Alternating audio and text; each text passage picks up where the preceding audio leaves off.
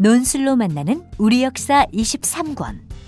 한성 항복판에 시커먼 괴물이 달린다고?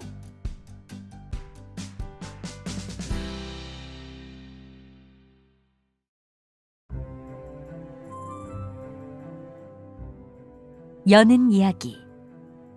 정조가 갑자기 세상을 떠나고 약 100여 년이 흐르는 동안 조선은 나라 안팎으로 여러 가지 어려움을 겪었습니다. 특히 잦은 외세의 침략으로 급격한 변화를 겪고 커다란 혼란에 빠진 조선은 주변 나라로부터 자주 독립을 외치며 나라 이름을 대한제국이라 바꾸었습니다. 그러나 대한제국에는 서양 근대 문물과 사상이 물밀듯이 들어왔습니다. 갑자기 밀려든 서양 근대 문물 속에서 대한제국 사람들의 삶은 더욱 혼란스러워졌습니다. 일본에 의해 전략적으로 보급 확대된 서양 근대 문물은 대한제국 사람들의 삶을 어떤 모습으로 바꾸어 놓았을까요?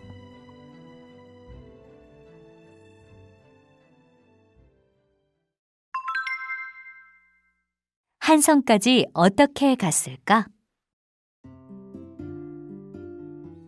옥분아, 차비는 이 보따리 안에 있다. 혹시 몰라서 내 은비녀도 넣어두었으니까 가슴에 꼭 안고 다녀야 한다. 남들 보는 데서 절대 꺼내지 말고. 알겠어요. 걱정하지 마세요. 나루터에서 제물포로 나가는 배를 기다리며 어머니는 옥분에게 몇 번이나 주의를 주었습니다. 하지만 아무리 주의를 주어도 걱정이 되기는 마찬가지였습니다. 16살밖에 되지 않은 옥분을 먼 한성까지 혼자 보내야 하기 때문입니다. 얼마 전에 강화도에 내려온 옥분의 오빠 영식은 옥분을 한성에 데려가고 싶다고 했습니다. 옥분 어머니는 처음엔 영식의 생각에 반대했지만 오랜 고민 끝에 옥분을 한성으로 보내기로 했습니다. 조선이 대한제국이라고 이름을 바꾼 뒤 세상은 하루가 다르게 변화하고 있었습니다. 수도 한성과 떨어진 이곳 강화도에도 변화의 바람이 불고 있었으니까요. 옥분 어머니는 옥분도 넓은 세상에서 보다 많은 것을 배우게 해야겠다고 생각했습니다. 그래서 옥분을 한성으로 보내기로 한 것입니다. 옥분아, 한성에 가면 꼭 편지부터 하거라. 옥분 어머니는 옥분을 태운 나룻배가 눈앞에서 사라질 때까지 손을 흔들었습니다. 강화 나루터에서 탄 배는 옥분을 제물포까지 데려다 줄 것입니다. 제물포역에서 기차를 타고 한강을 건너 노량진까지 가서 다시 배를 타고 한강을 건너 마포 나루터에 내려 오빠가 일하는 우정총국까지 가면 됩니다. 옥분은 오빠가 편지에서 알려준 길을 머릿속으로 다시 한번 정리해 보았습니다. 그런데 기차라는 것이 어떻게 생겼을지 상상이 잘 되지 않았습니다.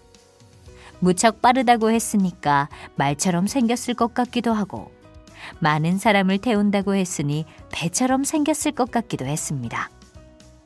옥분은 오빠에게 기차가 어떻게 생겼는지 물어보지 못한 것이 후회스러웠습니다.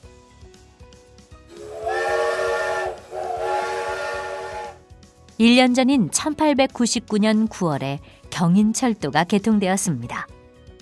경인철도는 제물포와 노량진 사이를 잇는 기찻길입니다. 경인철도 덕분에 영식도 좀 더 편하게 강화도를 다녀갈 수 있었죠. 만약 기차가 다니지 않았다면 옥분은 한성에 갈 생각을 하지 못했을 것입니다. 강화도에서 제물포까지 배를 타고 나와 다시 배를 갈아타고 한성까지 가려면 며칠씩이나 걸리기 때문입니다. 어린 옥분 혼자서 며칠씩이나 배를 타고 여행하는 것은 쉬운 일이 아닙니다. 기차가 없었다면 아마 영식도 옥분을 한성으로 부르지 못했을 것입니다. 어느새 옥분이 탄 배가 제물포 나루터에 도착했습니다.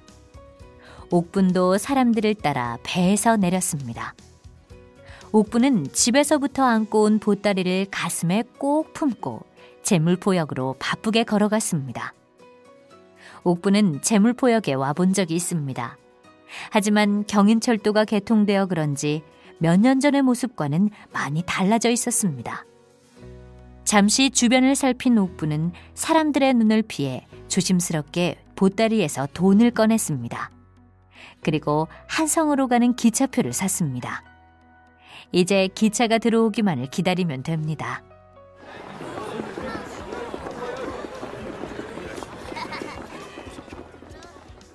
정신을 똑바로 차리려고 했지만 옥부는 자꾸만 눈이 휘둥그레지고 입이 벌어졌습니다. 제물포역에는 근사한 양복을 차려입은 사람들이 많았습니다. 여유로운 표정으로 기차를 기다리고 있는 사람들도 있었지만 옥분처럼 겁먹은 표정으로 뭘 어떻게 해야 할지 몰라 두리번거리는 사람들도 있었습니다. 기차가 들어오니까 뒤로 물러서세요! 영무원 아저씨의 고함 소리를 들은 사람들이 일제히 뒤로 물러섰습니다. 옥분도 사람들을 따라 철로에서 멀찍이 떨어졌습니다.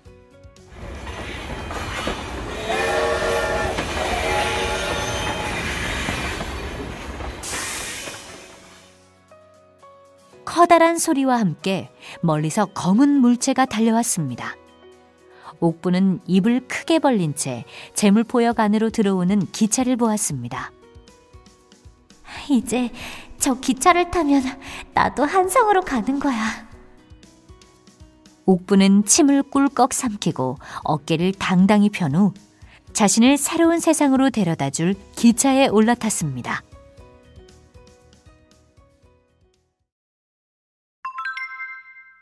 전차는 어떻게 생겼을까? 예, 일어나야지. 노량진에 도착했어. 누군가 옥분의 어깨를 두드렸습니다. 창밖 풍경을 바라보고 있다고 생각했는데 어느새 잠이 들었던 모양입니다. 노량진에 내리니 점심때가 훨씬 지나 있었습니다. 새벽밥을 먹고 길을 나선 터라 옥부는 배가 고팠습니다. 어머니가 싸주신 고구마를 먹으며 옥부는 노량진 나루터에서 마포 나루터로 건너가는 배를 기다렸습니다. 이제 배를 타고 한강만 건너면 한성에 도착하는 것입니다. 옥부는 노량진 나루터 주변을 둘러보았습니다. 한쪽에서는 공사가 한창이었습니다. 이쪽으로! 한강철교 마무리 공사가 한창이구먼. 옆에 선 아저씨가 1897년부터 시작된 한강철교의 마무리 공사라고 알려주었습니다. 한강철교는 노량진과 용산을 잇는 다리입니다. 이 철교가 완성되면 제물포에서 출발한 경인철도는 노량진이 아닌 강 건너 용산과 남대문까지 달릴 수 있다고 합니다. 그럼 기차를 탄 채 한강을 건널 수 있는 건가? 이거 원 하루가 다르게 세상이 바뀌니. 그러게 말입니다. 저는 얼마 전에 전차를 보고 깜짝 놀랐지 뭡니까? 한성 안에 웬 기차가 달리나 했지요. 한성은 정말 별천지더군요. 옆에 선 다른 아저씨들도 한마디씩 했습니다. 옥부는 잠시 후 도착할 한성이 별천지라는 말에 조금 설레기도 하고 한편으로는 걱정이 되기도 했습니다. 그런데 한 가지 이해가 되지 않는 것이 있었습니다. 바로 한성에 있다는 전차라는 것이었습니다. 듣자 하니 기차처럼 생긴 모양인데 옥분이 제물포에서 타고 온 기차와는 어떻게 다른 것일까요? 한성은 대체 얼마나 크기에 길 한복판에 커다란 기차 같은 것이 다니는 것일까요?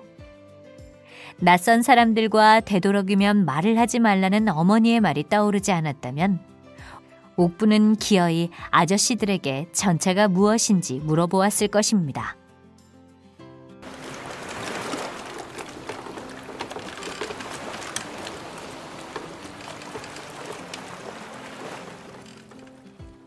드디어 옥분을 마포나루터로 데려다줄 배가 도착했습니다.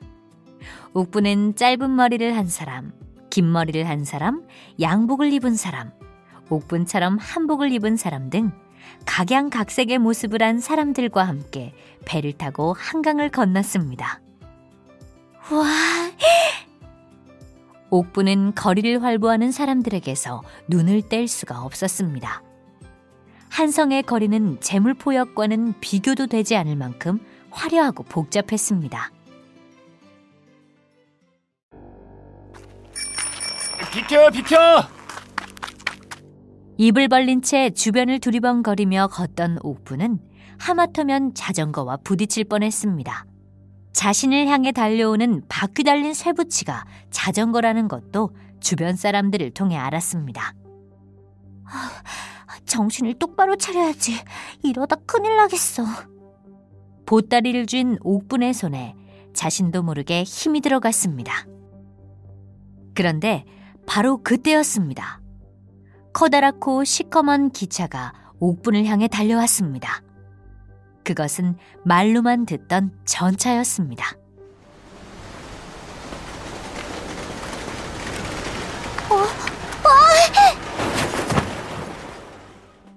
놀란 옥분은 소리를 지르며 전차를 피하려다 옆에 서 있던 인력거를 밀치며 넘어져 버렸습니다. 옥분은 너무 놀라 잠시 정신을 잃고 말았습니다. 얘, 정신이 드니? 한참 후에야 정신이 든 옥분은 자신을 둘러싸고 있는 사람들을 보고 깜짝 놀랐습니다. 몸을 일으키려 했지만 꼼짝도 할 수가 없었습니다. 전차를 피하려다 인력거에 부딪혀 넘어졌어. 많이 다친 모양인데 가족은 없니? 일어날 수 있겠니?